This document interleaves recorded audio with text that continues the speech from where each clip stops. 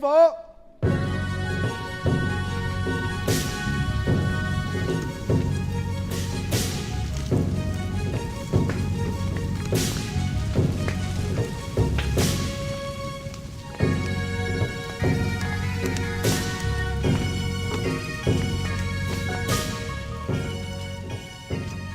阿 Fan 係天才，唔使點樣排練，唔使點樣落功夫，但係戲就做到最好，分寸攞到最準。帝女花嘅周世顯，紫釵記嘅李十郎，有邊個好得過佢，比得上佢嘅？3年出個狀元，但係10年都出唔到一個好角，就因為出咗個任劍輝。女文武生久未淘汰，仲薪火相傳到今時今日。任劍輝。冇人夠佢揮。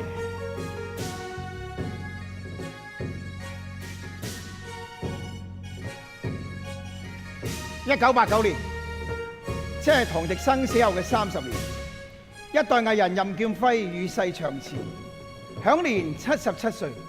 仙姐一生嘅摯愛，亦師亦有知己突然之間離去，佢唔肯接受呢個事實，打擊到痛不欲生。關心仙姐嘅朋友點忍心睇住仙姐終日折磨自己呢？所以仙姐屋企終日都有人喺度看護住，怕佢胡思亂想嘅。仙姐喺飲姐死後3年，足不出戶，與人隔絕，茶飯不思。故人雲散盡，我等亦輕塵。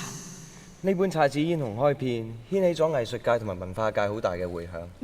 唔單止係任、白、唐滌生多年嚟努力嘅印證，亦都係粵劇史上一頁光輝嘅記錄。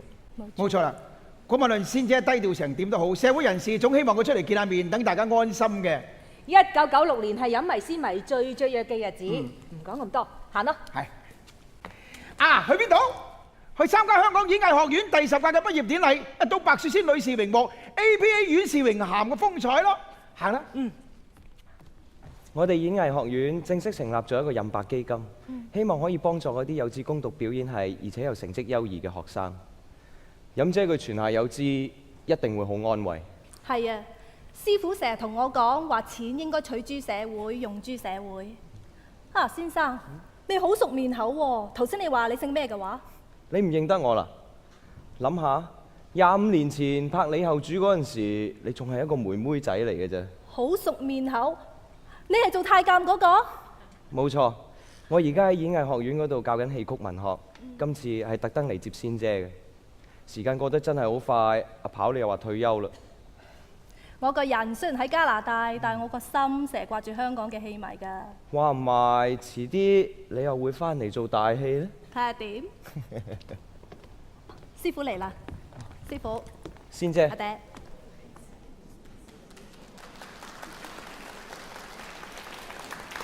你哋認唔認得佢係邊個啊？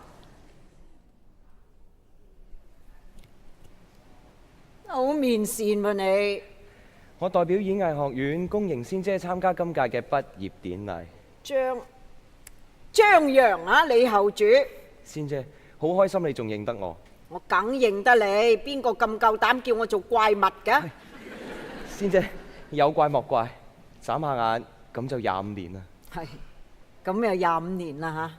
仙姐，而家仲有好多人好掛住你，想你開心。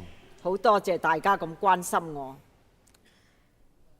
呢幾年我反覆思量，於情我頓失所依，於藝我已無所求。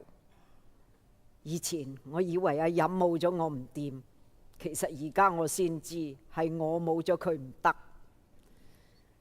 仙鳳鳴嘅歷史都已成過去啦，我哋呢一代應該做嘅都已經盡力做咗，成敗得失自有評鑑，問心無愧就算啦。粵劇以後變成點，要睇你啲後生噶啦嚇。係，仙姐，時間差唔多噶啦。攞咗啲花去師傅面前未啊？攞咗㗎啦，我仲將拿破崙蛋糕同埋椰撻都擺咗上去。我已經打咗電話俾雪姨女伯，叫佢哋開定台打住牌先㗎啦。哦，任姐最怕靜，有台牌高高興興至安樂嘅。哦，所以你卒之都學打返18圈。一係16，一係20，冇人打18嘅，打到藍圈唔打好乞人憎㗎。係，唔好意思。喂，仙姐而家準備出發，快啲派多幾組人喺門口嗰度守住。準備好未？好，唔該晒，拜拜。